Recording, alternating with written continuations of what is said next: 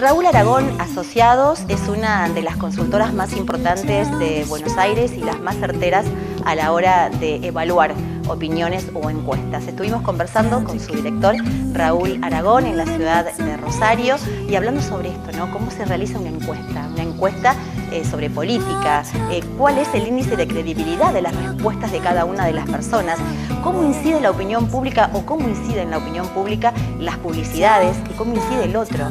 ¿Se toma en cuenta lo que dice el resto de las personas? ¿Podemos formar nuestra propia opinión y después contarla? Esto nos decía. Básicamente es un proceso muy complejo. Intervienen muchísimas variables en la formación de la opinión. Algunas incluso son subjetivas, algunas tienen influencia en el sujeto, en el consultado, en el votante, y él no es consciente de eso. A veces eso también funciona, con lo cual se hace muy difícil no tanto medir la opinión pública en términos electorales, es muy fácil en términos electorales, es muy difícil explicar por qué la gente se comporta o vota de una determinada manera. Nosotros no solamente estudiamos intención de voto, el escenario político, calificación de imagen. Eso es la parte más superficial de los estudios de opinión pública. Lo que estudiamos en realidad es el sistema de valores y el mecanismo por el cual esos sistemas de valores terminan por generar una determinada opinión en una persona y una opinión completamente distinta en la otra. Una persona que tiene que tener su propia opinión, pero ¿cuánto incide lo que dicen los demás? Bueno, ¿Esto depende de los distintos cerebros que tenemos? No, sí, puede ser, eso ya es neurociencia y ellos hablan del cerebro social, que está bien. Nosotros hablamos de subjetividad colectiva. Lo que nosotros decimos es que la opinión pública tiene dos ejes de formación. Uno es el eje de los datos y otro es el eje de la interpretación. El eje de la interpretación está el sistema de valores, que son los valores primarios y secundarios que vos adquirís durante tu infancia y tu adolescencia, y que se modifican muy poco a lo largo de la vida. Se modifican, pero muy poco. Y en la otra punta del eje interpretativo tenemos lo que se llama intersubjetividad. Así, conversando con el otro, muchas veces uno cambia de opinión. Todo el tiempo nos pasa eso. Hablábamos antes, fuera de cámara, de esto, ¿no? Claro. En realidad, sobre una misma verdad, cómo vas escuchando distintas cosas y decís, pero esto está genial. Pero esto también, ¿cómo formo mi idea? Claro. ¿Qué incide? Y entonces, ese es un eje. Y el otro eje es el eje del dato, de la información. Vos tenés una punta de ese eje es la experiencia directa, o sea, vos salís a la calle, te asaltan, decís hay inseguridad, vas al supermercado, todo está más caro, decís hay inflación. Y la otra punta es la punta de los contenidos mediáticos, es ahí donde los contenidos influyen. No son definitivos, pero por ejemplo... ¿Somos formadores de opinión? Sí, son formadores de opinión hasta cierto punto. Sí, influyen en la formación de opinión, seguramente. O sea, yo no la conozco a Milagros Sala, por decir algo, pero tengo una opinión sobre ella. ¿Y por qué? Y por lo que veo en televisión. Ahora, ese contenido mediático siempre es sesgado. Entonces tenés la experiencia directa, en la otra punta los contenidos mediáticos y el eje que los interpreta, que son el sistema de valores y la intersubjetividad, es decir, la conversación con el otro, con tu par. Y en eso se forman, eso es lo que forma la opinión pública. Ahora, eso es lo que forma el proceso de opinión de todo, no solamente la opinión pública, porque también vos tenés una opinión sobre tu familia, eso no es opinión pública. Entonces, ¿dónde está puesto en ese cuadrante? Bueno, en el eje de los valores y de la experiencia directa. Lo vivido. Claro. ¿Influye lo mediático? Y sí, porque también de algún modo lo mediático te colocó en la cabeza un modelo de qué es una familia. Y ese modelo también está operando a la hora de vos evaluar tu propia familia. Digo por decirlo, de dar un solo ejemplo de cuadrante. Así que lo que estudiamos realmente en profundidad es eso, no es tanto la política, ¿no? Después, lo que pasa es que la política es lo que más visibilidad tiene. Es que claro, necesitamos saber, porque es lo que... Sí, además, viste, los medios te piden eso. Sí, totalmente. Y con respecto al consumidor, ¿cómo incide esto, la opinión pública, a la hora de comprar un producto o de que ese producto tenga éxito? Bueno, ahí inciden muchísimo los contenidos mediáticos. Vos sabés que... El marketing. El marketing, sí. ¿Y qué modelo utilizás para convencer? Hay un ejemplo muy claro. Hasta los años 75, 80, la propaganda de Coca-Cola decía Coca-Cola refresca mejor. Era un argumento, era argumentativo, era seductor. A partir del 80 cambió a, en vez de Coca-Cola refresca mejor, dicen tome Coca-Cola.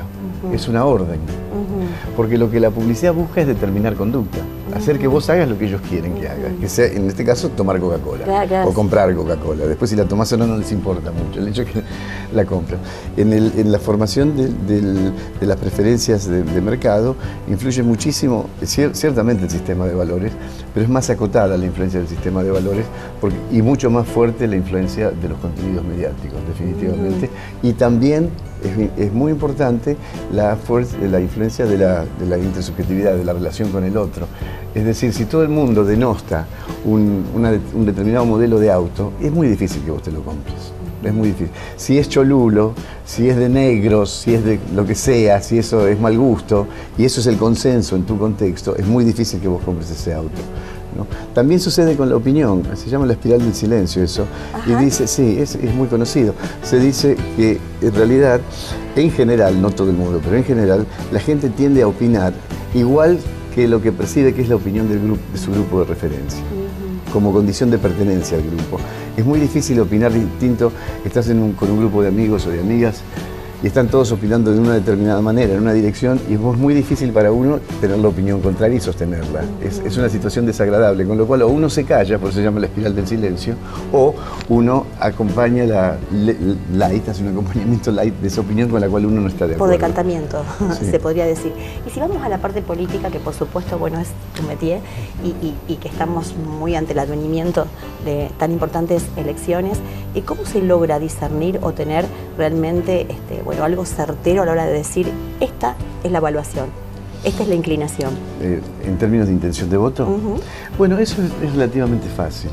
Primero tenés que tener una muestra, lo que llamamos una muestra representativa, es decir, es una selección de personas, de electores en este caso. La unidad de análisis en elecciones es el elector, no es el habitante. Electores que represente el conjunto de los electores. Para que represente el conjunto de los electores hay una metodología específica que es la construcción de una muestra aleatoria que tiene una condición para que sea aleatoria, es muy técnico, pero si no vale la pena entrar. Y sobre esa muestra vos sabés que tenés un margen de error que varía, a veces más menos 1, más menos 2, más menos 3, y entonces tenés una cierta certeza no con exactitud, porque tenés un margen de error, pero una cierta certeza de cómo va a ser el resultado de una elección. Eso no es difícil de hacer en general, más allá de lo que los medios dicen, los encuestadores siempre se equivocan. Acertamos 10 veces seguidas, después nos equivocamos una y dicen que siempre nos equivocamos. Siempre se toma la parte mala. Sí, es el argentino, así, o decir no saben votar y no sé qué incide a la hora de votar. Y lo que ocurre es que también ha pasado, cuando tenés una elección donde solamente hay dos opciones, por ejemplo el Brexit, o Hillary Clinton, Trump, y la diferencia es muy chiquita, podés llegar a invertirlo, porque estás dentro del margen de error de muestral.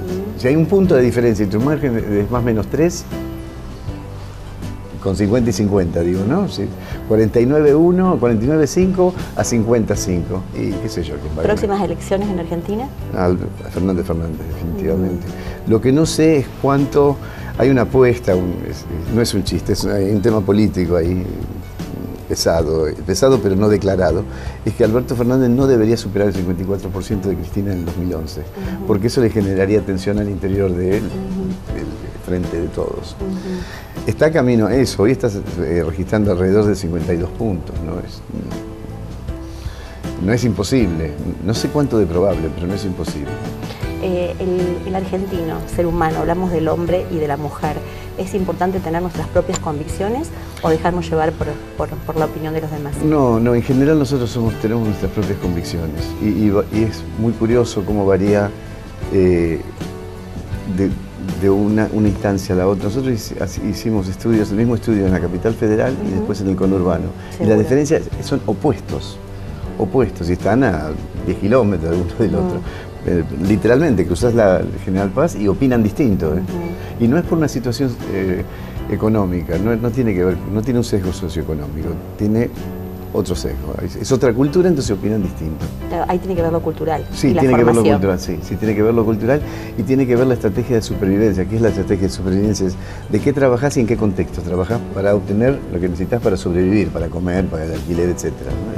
El conjunto de esas necesidades se llama supervivencia y la estrategia que vos utilizás para dar satisfacción a esas necesidades. Varía mucho el conurbano a la provincia del conurbano, es más lento, es más tranquilo, la gente es más conocida. es menos competitiva. En Buenos Aires es muy competitivo, muy competitivo el ambiente. Entonces eso se forman subjetividades distintas.